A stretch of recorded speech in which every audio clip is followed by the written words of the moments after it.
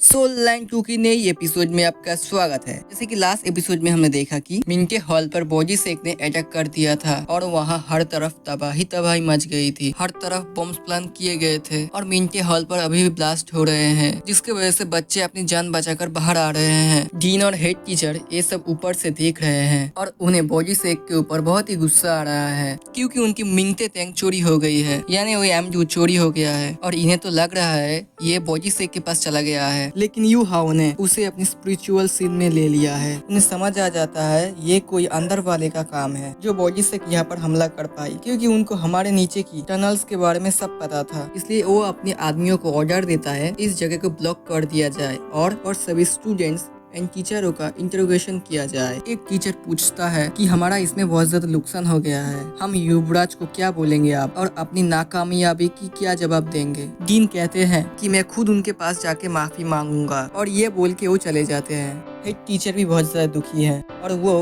नीचे जा रहे स्टूडेंट में से यूहाओ को देखता है और अपने सैनिकों को यूहाओ को पकड़ने की ऑर्डर दे देता है। वो लोग यूहाओ को एक चेम्बर में ले आते हैं। ये चेम्बर बहुत ही ज्यादा डरावना लग रहा है। टीचर कहते हैं जो तुम्हारे आगे मशीन है वो लाइट डिटेक्टिव सोल का ही टूल है और ये तुम्हारी बॉडी में लगाई जाएगी। मैं तुमसे कुछ क्वेश्चन पूछूंगा और उसका आंसर तुम्हें सच्चाई के साथ देना होगा और अगर तुम झूठ बोले ये लाइट डिटेक्टर तुम्हें पहचान लेगा। वो लाइट डिटेक्टर उससे अटैच कर दिया जाता है और हेड टीचर उससे पूछता है और मिंटे हॉल पर जब अटैक हुआ तुम क्या कर रहे थे। यूहाओ बताता है कि वो उस टाइम पर सोमकाई टून बना रहा था और फिर तभी बहुत ज्यादा धमाका हुआ और तभी मैं टेबल के नीचे छुप गया और जब तक ये तबाही खत्म नहीं हुआ मैं टेबल के नीचे ही था और तभी मेरे ऊपर कोई हमला कर दिया और मैं बेहोश हो गया। लाइट डिटेक्टर में वो पास हो जाता है, यानी कोई झूठ नहीं बोल रहा है। यूहाओ के भी सांस में सांस आती है क्योंकि उसने झूठ नहीं बोला है, लेकिन उसने पूरा सच भी नहीं बताया है। हेड टीचर कहता है अब मैं तुम्हारी सोल स्टोरेज गाइड चेक करूंगा, इसलिए मुझे आशा है कि तुम मेरे साथ कोऑपरेट करोगे। यूहाओ कहता है मैं जरूर कोऑपरेट करूंगा, लेकिन मैं इस बात का भी ध्यान रखूंगा कि आप मेरे साथ गलत किया है और इसका पूरा फीडबैक जेन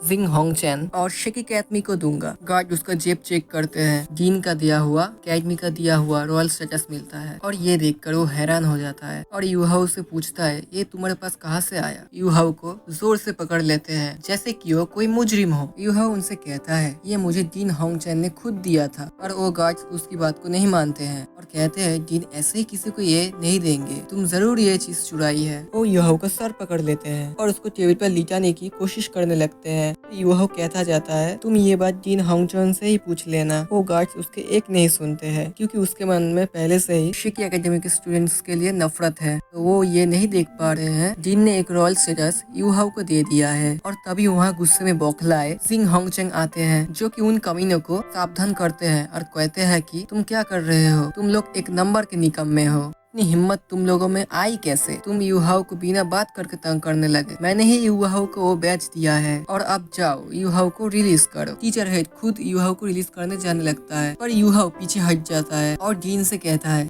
हम यहाँ सिर्फ पढ़ने के लिए आए हैं, लेकिन हमें यहाँ से टारगेट किया जा रहा है जैसे हम कोई मुजरिम हो। डीन खुद यूहाओ के पास जाता है और कहते हैं कि ये एक मिसअंडरस्टैंडिंग है और वैसे भी इसके बारे में मत सोचो। मैंने तुम डिसेबल्स के लिए कंपटीशन के अरेंजमेंट किया है जो सोल मास्टर और सोल गाइड मास्टर के साथ होगा और अगर तुम जीत जाते हो मैं तुम्हें 1 किलो रियल मेटल दूंगा। वो खुद यूहाओ को फ्री करते हैं। असल में उनको ये कंपटीशन करने की मोटिव ये था कि वो लोगों का ध्यान इस अटैक से हटा सके और इस कंपटीशन से उन्हें यूहाओ का कैपेबिलिटीज पता लग जाए। यूहाओ भी रियल मेटल के बारे में सोचता है। रियल मेटल सोल का बनाने के लिए यूज होता है और ये उसके पास होगा तो अच्छा होगा, इसलिए इस कंपटीशन में पार्टिसिपेट करने के लिए एग्री हो जाता है। यूहाओ अब रात को अपने कमरे में जाने लगता है और उसी रास्ते में काइतो मिलता है जो उसी का वेट कर रहा था। यूहाओ काइतो से पूछता है तुम्हारे यहाँ क्या चल रहा है। काइतो बताता है कि मेरी भी इंटरोगेशन करी गई थी पर मैं जहाँ बम एक्सप्लोड हुए वहाँ पर मैं नहीं था, इसलिए मुझे जल्दी छोड़ दिया। और बाकी जो सोल मेंटर्स है वो ज्यूस गॉड बलिस्टर को लेकर काफी ज्यादा इम्प्रेस हो गए थे और वो इसकी मास प्रोडक्शन करवाने की बात कर रही है और इसलिए वो मुझे रिवर्स इंजीनियर करने की कह रहे हैं। असल में यूहाओ ने जो बड़ा सा रोबोट रोबोट छुपाया था वो उसने काइतू को दे दिया था, और इसलिए जब उसको इंटरोगेशन हुए और उसका सोल स्टोरेज चेक किया गया, कोई भी पता लगा नहीं पाया। यू हाउ ने उस रोबोट को चुरा लिया है। यू हाउ कहता है ये डेंग जिंग होंग चैन ज्यादा टैलेंटेड है जो उसने इतना बड़ा रोबोट बनाया। अगर ये ह्यूमन आइट सोल का क्रिएट हो जाता, ये यूथ में बहुत ज्यादा तबाही मचाता और ये सारी कॉन्टिनेंट्स में यूथ शुरू हो जाते। काइतून कहता है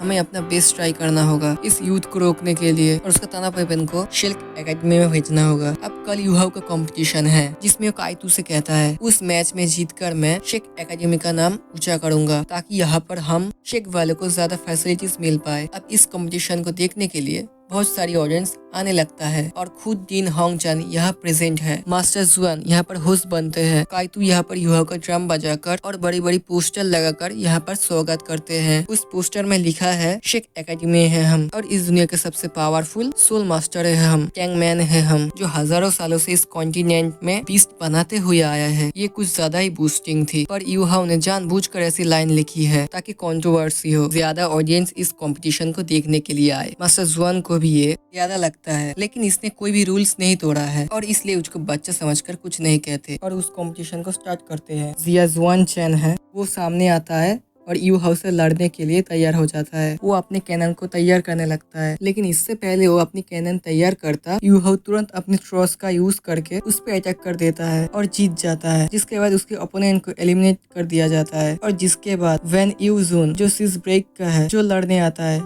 और उसे भी यू हाउ आसानी से हरा देता है। और इसके बाद जिंगमू आता है, वो भी बाकी दोनों की तरह हार जाता है। यू हाउ ऐसे करते हुए लगातार 17 बार जीत जाता है। ये देखकर टीचर हेड हैरान हो जाता है और यू हाउ पहले से ज्यादा ताकतवर हो गया है। यू हाउ का उम्र का जो भी है अब कोई भी यू हाउ के टक्कर में नहीं है। जिन होंगचंग कहता है अब समय आ गया है रेगुलर मेंबर्स को भेजने का, और फिर तभी एक नाना नाम की लड़की आती है और इसने all continent soul fighting competition में भी पार्टिसिपेट किया था। नाना 6th ग्रेड की स्टूडेंट है और ये कंट्रोल सोल गाइडेंस सिस्टम से है। उसे फैनियू की बात याद आती है कि ये खास तरह के मासल सोल होती है। ये लोग सोल गाइड के रिसर्च और प्रोडक्शन में पार्टिसिपेट नहीं लेते। इनका काम सोल गाइड का ऑपरेशन उसके यूज करने में महारत हासिल करने का होता है, जिस वजह से इनका ताकत बाकी सोल गाइड टूल्स वालों से ज्यादा होती है। उसके अंदर नेक्रोमैटिक मैजिक है, यानी इसके पास पावर ऑफ डेड है, यानी ये नेक्रोमैटिस प्रैक्टिशनर है। नेक्रोमेसी आप अगर नहीं जानते तो मैं बता दूं, जैसे हमारे यहाँ पर काली शक्ति होती है, काला जादू होता है, वैसे ही इसमें नेक्रोमेसी है। उसकी ये पावर सबसे ज्यादा इंटेंस है और वो तुरंत यूहाउ पर हमला कर देती है। इसकी हमले से यूहाउ को बचने में थोड़ी दिक्कत आ रही है और यूहाउ सीधे नजरों में इसको देख भी नहीं पा रही है। ये इविल सोल मास्टर है और इसने एक ऑर्गेनाइज फॉर्म में जो इसकी ट्रेनिंग की है, जिससे इसकी पावर ज्यादा बढ़ गई है। यूहाउ क्या इसको हरा पाएगा, ये हम अगले एपिसोड में देखेंगे। तब तक के लिए ये एपिसोड यहाँ पर खत्म होता है। तो दोस्तों, आई होप आपको वीडियो पसंद आया होगा। कैसा लगा कमेंट करके ज़रूर बताना। वीडियो को अभी तक लाइक नहीं किया हो तो लाइक कर देना। जिन लोगों ने इस चैनल को सब्सक्राइब नहीं किया है सब्सक्राइब कर देना, ताकि जब भी वीडियो आए आपको पहले पता चल जाए। और मेरी वीडियो आपको पसंद आई है तो एक लाइक ज़रूर कर देना मेरे भाई, और मिलते हैं नेक्स्ट वीडियो में। Thanks for watching.